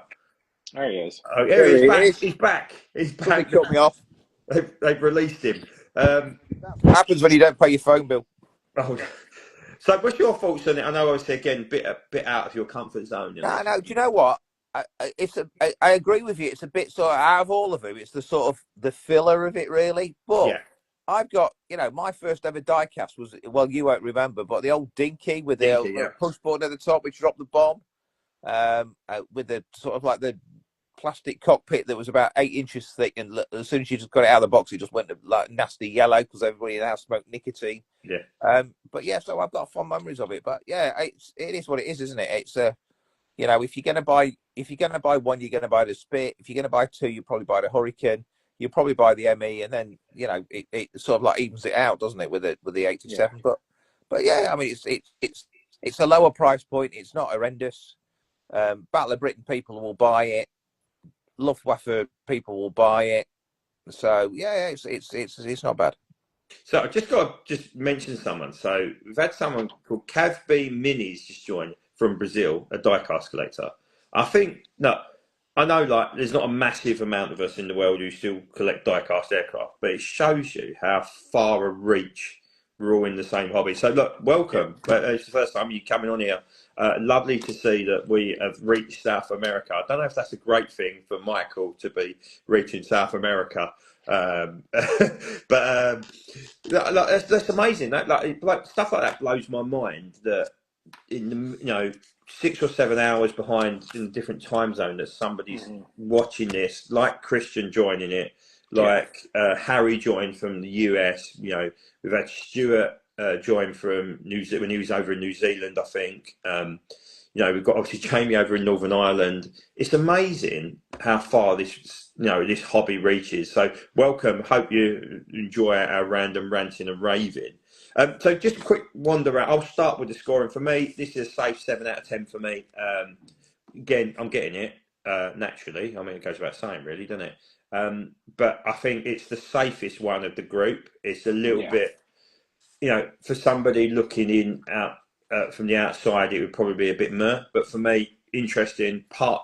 And I think it's integral. Like I said, I like collections. So, whether it's the war in the East, whether it's the Pearl Harbor theme, whether it's the desert war in the desert, whether it's the war at night, I liked having the bits that all tie in together. And I think it's integral to have that. So he'd certainly be joining the collection. Well, Jamie? You can't have a Battle of Britain collection without the Stuka. No. It's a solid 7 for me. It's similar to the Hurricane. It's the lesser of the two famous from each side.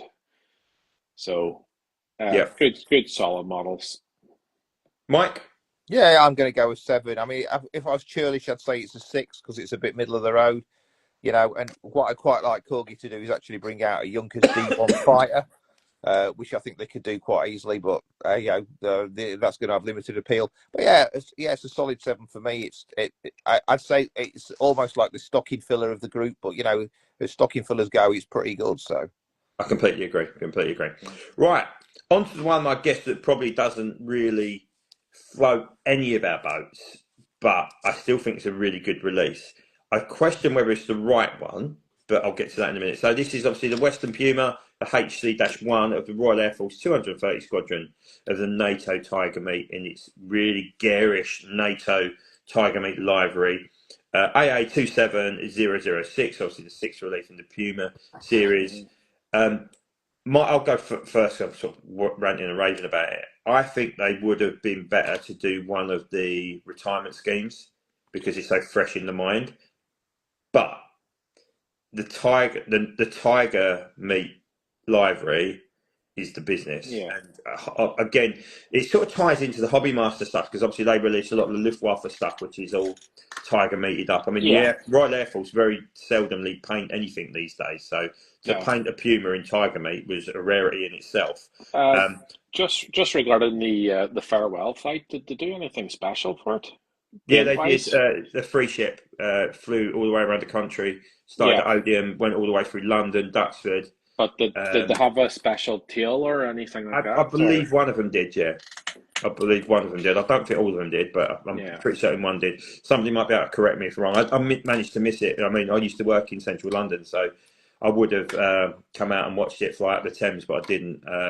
I know it flew over Duxford and sort of crossed sort of the north part of Essex, I guess. But I missed it. Again, it would have been, I guess, quite a mere scheme, but it would have been important in the sense of this is a retirement one. I mean, it's very much like the Royal Air Force 100. They just stuck a sticker on a lot of the stuff, didn't they? Which was a bit shit, for want of a better word. But Hobby Master are releasing the Tornado, aren't they? The RF 100 Tornado. Yeah. With that on.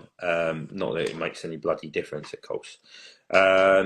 But I think, like, from my point of view, I think the scheme's really, really attractive. I think it ties into other themes from other collections, so the Hobby Master stuff. It's also a helicopter which people have been screaming about for a long, long time. I haven't got any Corgi Pumas, but from what I've seen, they're very, very nice looking aircraft. They've done a really good job on it. I think it will sell really well, purely because there's not been a lot of helicopters coming through lately, and there's a real sort of succinct set of collectors who like the helicopter range. So yeah, I think it's a good release for me. I think it's decent. It's different. It's been a long time since we've had lots of helicopters come through other than Chinooks. So for me, it makes a big difference. I'm again really good choice from Corgi. Like I said, the nitpicking is that it could have been a retirement scheme to tie it in, but the fact that they've released it after it's retired, for me, is really, really good. So at least they thought about it logically to get something out, and they've gone, right, this is going to be our strongest theme to go with. Yeah. So Mike, what's your opinion on the Puma? I'll tell you what my opinion on the Puma is. I think Brexit has a lot to answer for, including your reticence about Tiger schemes. This to me smacks of, and I'll tell you why. When I'm not worrying golf balls or worrying people in parks, I'm the Which sort is of rarity. That's a rarity, isn't it? yeah, resident World War One expert for the Belgian Wings Association, and Holland, Belgium, Germany, Northern Europe go absolutely mad for tiger meats, anything tiger stripe related. This has got to be aimed at them. It will absolutely fly out of the shelves. I don't own any helicopters, but I've picked them up from auctions. I've resold them. They're hefty bits of kit. They're solid bits of kit. Helicopter collectors are a bit of a niche in a niche, and they will just go mad for it. The scheme is just like vibrant. Anything, if I've ever had any books, pictures, whatever, as soon as I post them on my eBay shop, they go literally in minutes. Also, just to add, the second-hand market on helicopters is it's massive. really strong. It's massive. Yeah. I think get a Lynx for under 70 quid. Yeah, I think what's happened is people have come to it. I think a lot of people were a bit at the time, and they've come back into it now, and it's like, it's a thriving market. But I think it's great. It's is it? Would I get one? No. I'm interested in it? No. But I know so many people in various groups that I'm in that are not even that into diecast, but they'll be buying it as soon as they'll have pre-ordered it already because it's a tiger meat. Really good. Thanks, mate. Jamie? And it's different. It's something different. It's called the chucked out. So. It's garish. It's garish, and it's not. Again, it's not safe by definition, but it's also really, really attractive, isn't it? I'm glad that Corgi are starting to retool their helicopter range. It's not something that I collect, and if it was to get a Puma, it would probably get the RAF Aldergrove one, because I had a flight in one when I was in the ATC and spewed all over the back of it.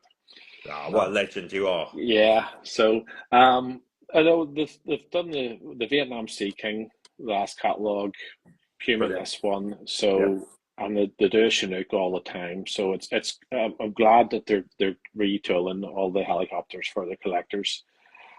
Personally, I've never been a fan of the Tiger meets, so I don't own any Tiger meet aircraft. I've I got the see Jag. No, I've got I the see Jaguar. the appeal of it, but it's not for me. It doesn't look like it's for the RAF anymore. Some of them are horrendous, so that's why I don't bother with them. So just do a bit of a scoring run. Michael, what do you think the round I'm scoring? gonna give it a solid 8, and I think it's Yep, gonna fly. brilliant. Jamie?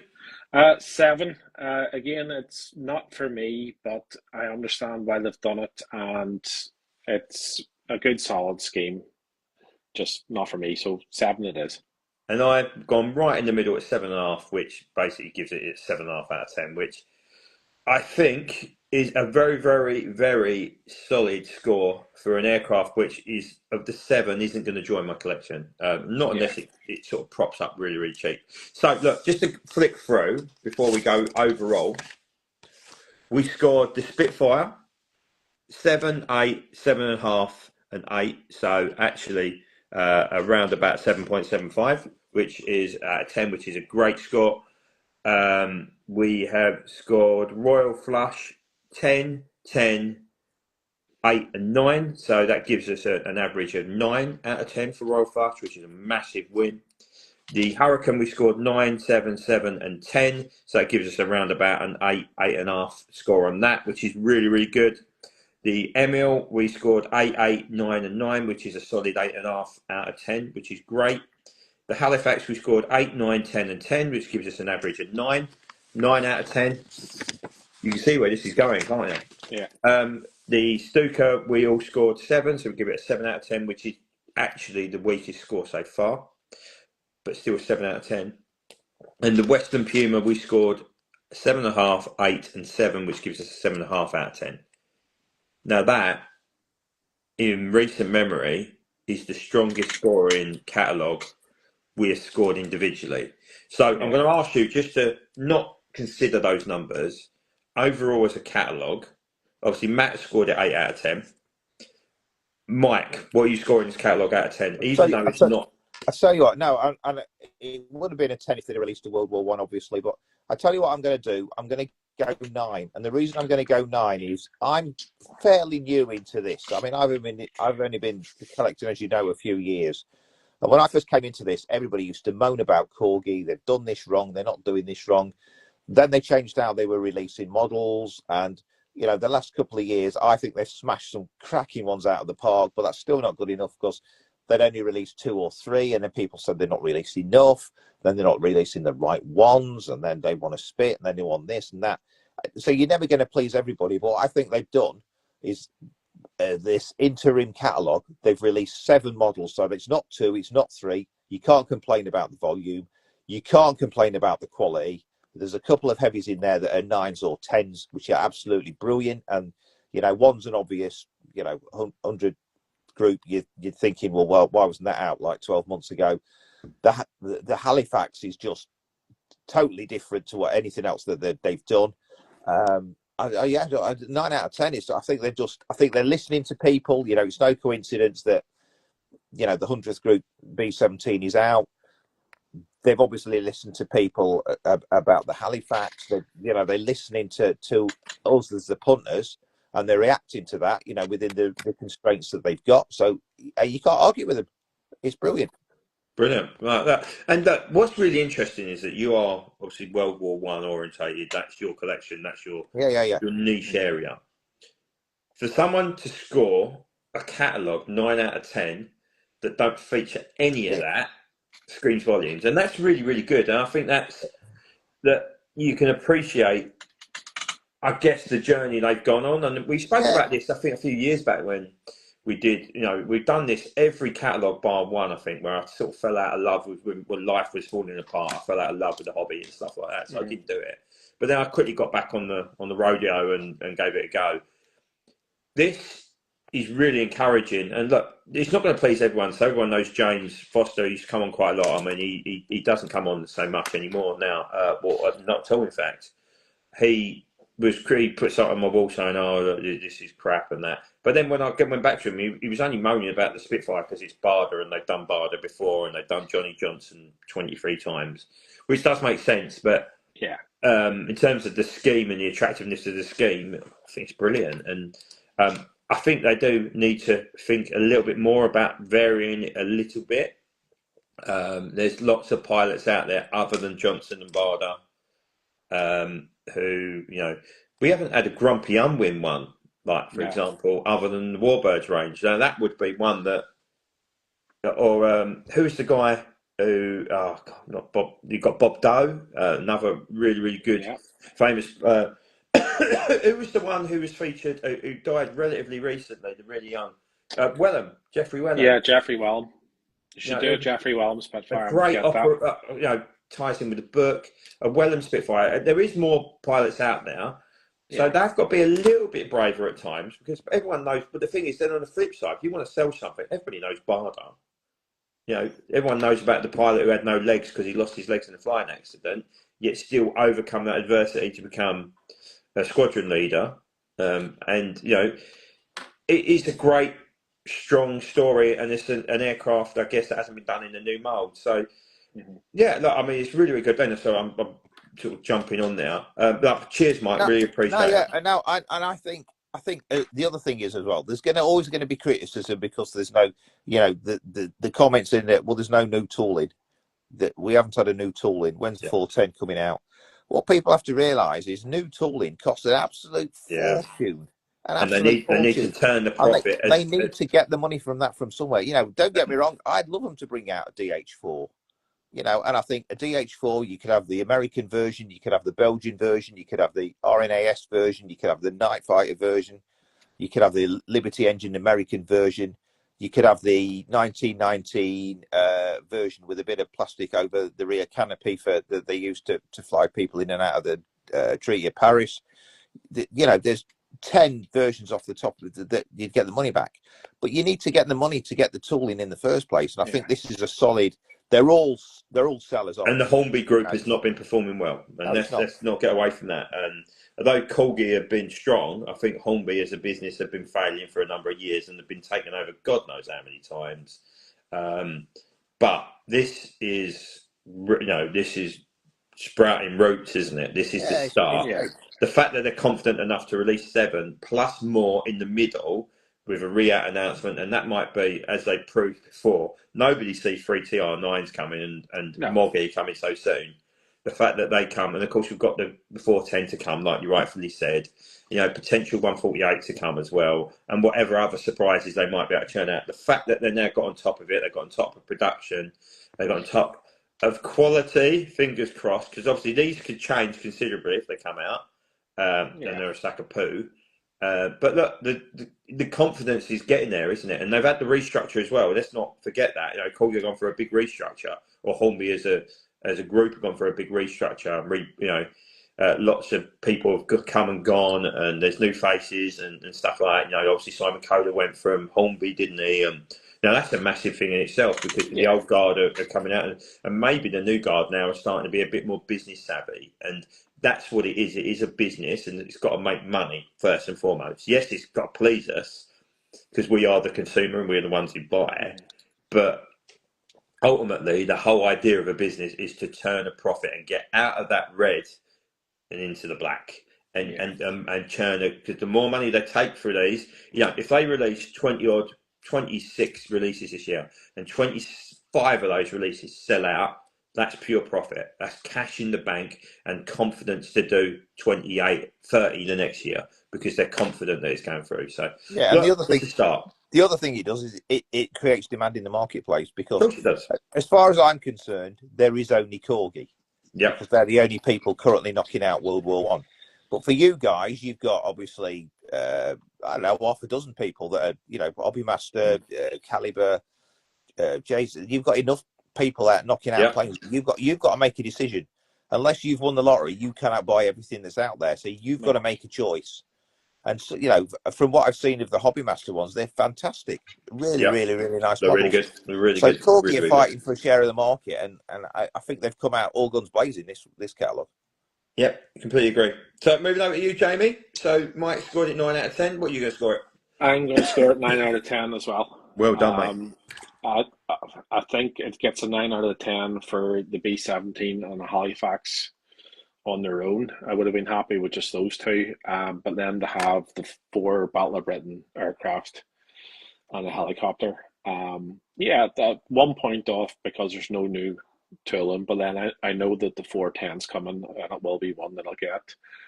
But going back to the last catalogue, they were all existing molds. They were all great schemes. Jersey Jerk and the Kittle 190 in particular were fantastic. More solid, fantastic schemes for this one. Maybe they'll have a new mold in the next catalogue, but this is the same as the last catalogue. It's a money maker. Yeah. You And know, guaranteed. I think it's guaranteed return on investment as well. Yeah, I fully expect the 100 bomb group B-17 to sell out. Yeah, I think it'd be an instant classic. Even at 190 quid, is it now? Yeah, it will sell out. The Halifax is a lovely bit of kit. I think that one will sell out, and then the Battle Britain fighters, they'll all go as well. So I think Corgi have come over the bump of COVID, and don't forget the cost of everything these days is astronomical, including the shipping costs, although they probably have come down a bit. So I've no complaints from Corgi. If you collect World War II a 172 scale, Corgi is the one you go to because they're the only ones who do the bombers, and you have to have them in your collection. Don't get me wrong, like I have the Hobbymaster 148 World War II and think they're fantastic as well. But for this scale, Corgi can't be beaten. Just talking about what you just said there, so the B-17 you said was potentially 1,136, right? Yeah. So times that by 190 quid, that's just shy of £250,000 in revenue, just for one model, potentially. I think yes, it didn't come out the same time on Masters of the Air, but people who've watched Masters of the Air and have a strong interest in the 100 bomb group, especially the Americans, they will get it. But it's given Master of the Air to be digested as well. People would have watched it, so now there's that hunger for it, if that makes any sense. So if you look at it that way, and I'm not trying to make excuses for Corgi because obviously they've got their thought process, it's probably more of a case that they just couldn't get it out in time and they didn't react to it quick enough.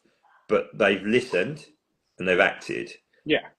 So from that point of view, that's encouraging because let's be honest, we know you can't form. I mean, it takes 9 months roughly to, I guess, come up with the idea, put the idea into action, do a pre-pro, send it off, review it, make sure you've got to find space in the factory to produce it. It isn't as bad as it sounds when you make it look like that. No, well, it probably was 9 months ago that I asked Michael to make it. So hopefully he did listen to me, or even if they had it in production already. But it is one that I wanted, and it is the one that I'm getting from this catalogue, definitely. Brilliant. So I've scored it 8.5 out of 10, and my theory around it, look, I think all 7 releases, I think will sell out. I've from the first catalogue bought the 3 TR9s, the Mustang, Catalina, Focke-Wulf, and there's one more. What was it? Mustang, Focke-Wulf. Oh, Corsair. So Corsair and Focke-Wulf are on their way to me. The only ones I didn't buy were the Sea King and the 148 Moggy, because I've got the 172 Moggy. I don't think that's out yet anyway. No, but I haven't pre-ordered it. So I've bought 80% of it or whatever. And so I haven't opened the Catalina yet, but I'm seriously impressed with all of them. Yeah, are all of them perfect? Maybe not. No, Jersey Jerk didn't have the stripe on the nose, which I would have preferred, if I was to be honest with you. But the execution is really strong. And a lot of people have spoke about the panel lines perhaps being a bit deep, but I think they're nitpicking. The 3TR9s are nice. I don't think they're all perfect. I think the brown on the Battle of Britain style one is too light, but that's, again, nitpicking, if I was to be really, really honest. Yeah. The Corsair looks stunning. The Kittle FW190, I'm sure the undercarriage is an absolute dog. I've not got it yet, so I don't want I bought 2 of them, so yeah, I was definitely happy with that one. It's a great model. I think they're nailing it, and they're getting on top of production. They're making room in the factory. I guess they're winning. Yes, Gary, yours is better. We know yours is better. Because you've even got the Porky Pig thing on the side. So well done, Gary. Yes, we know. Nobody listens to you though, Gary, at Corgi. So you're talking to a brick wall there, mate. I think that in terms of where they at now, and they're getting things out on time, which is really, really important. So if it's in this catalogue, it's coming out within that gap.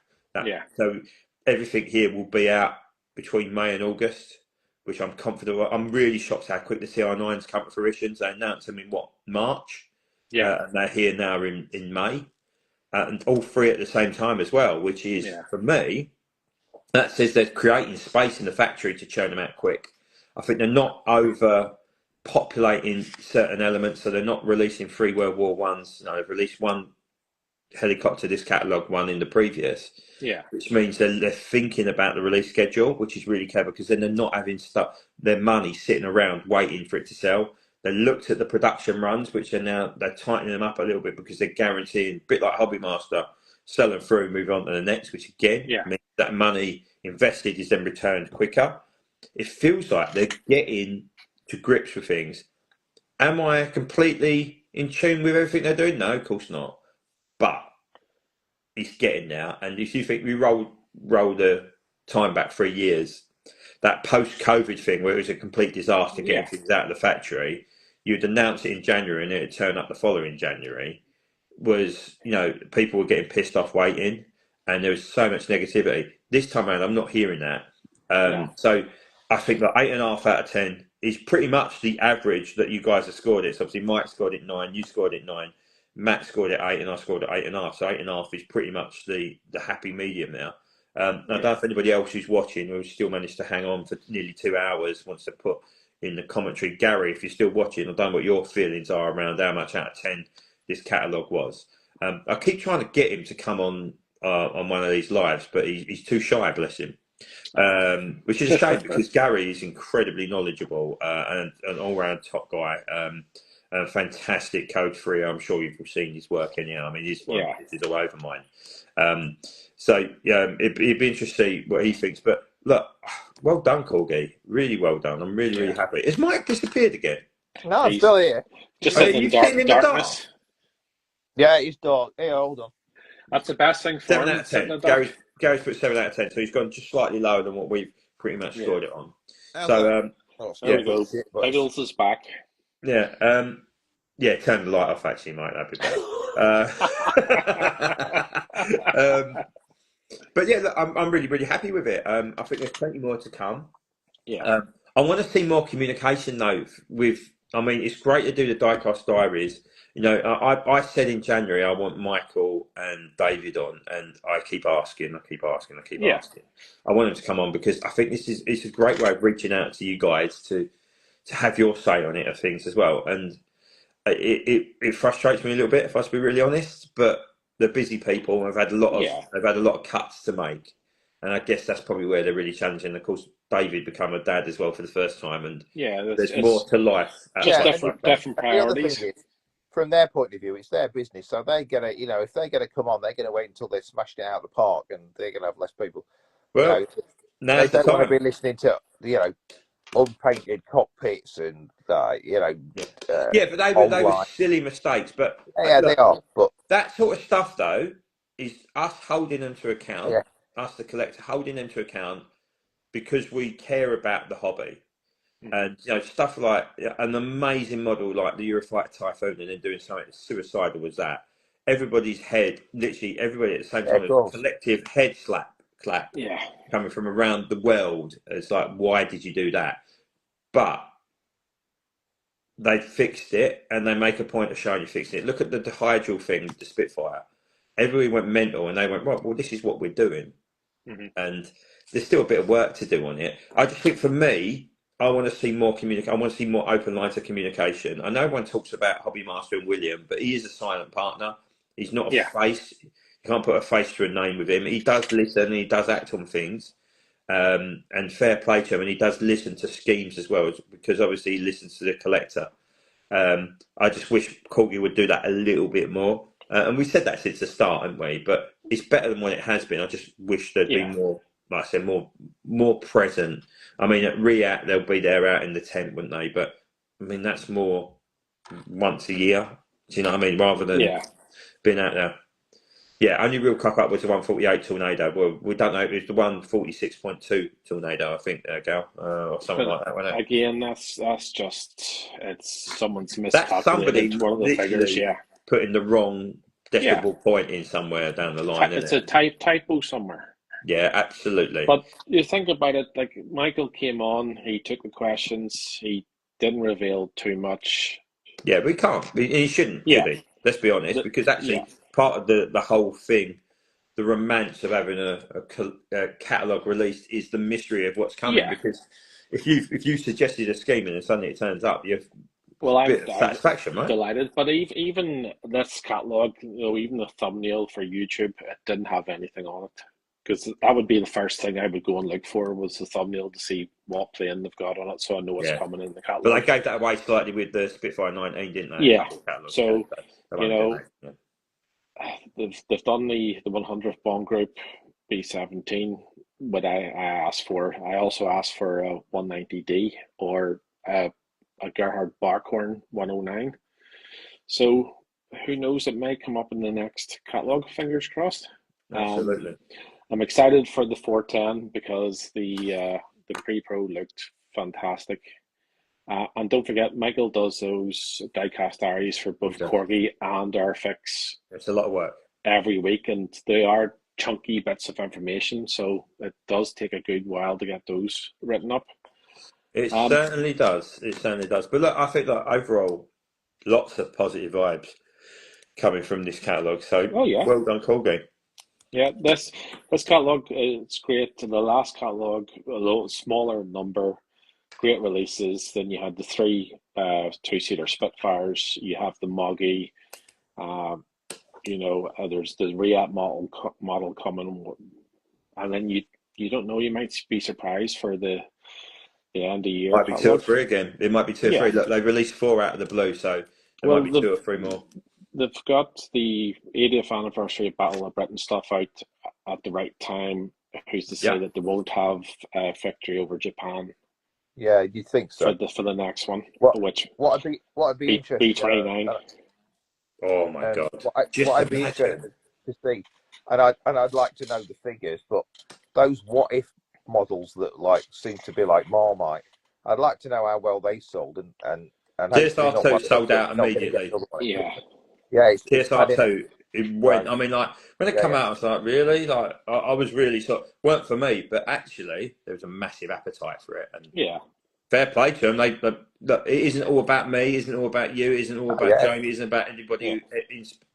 It's about collectively what worked and worked for them. Hobby Master did a Japanese Raptor. I think that's sold well. He certainly did.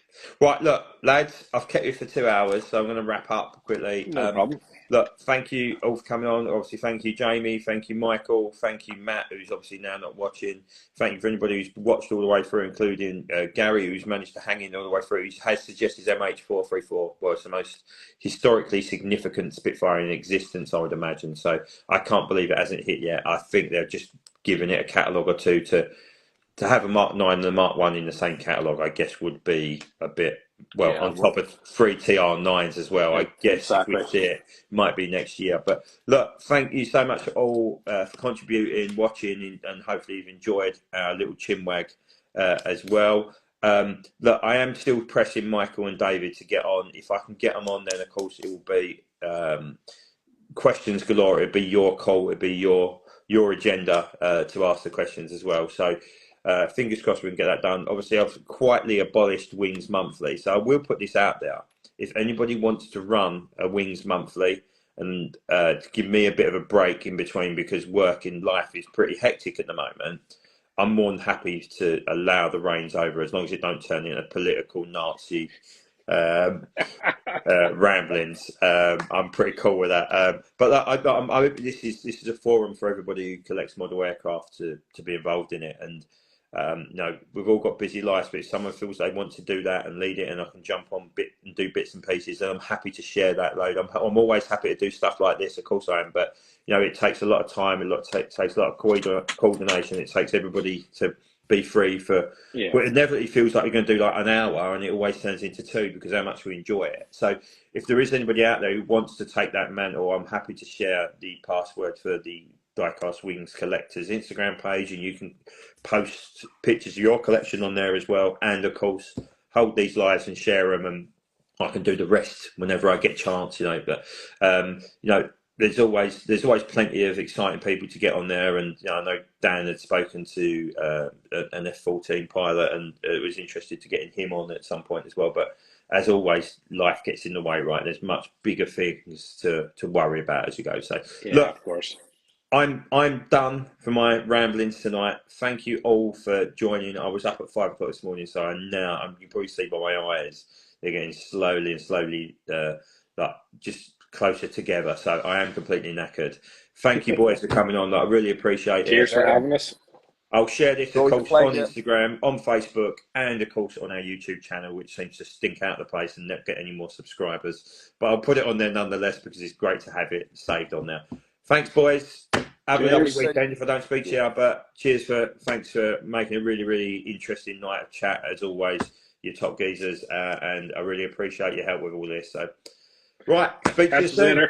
Thanks, folks. Take care. Bye.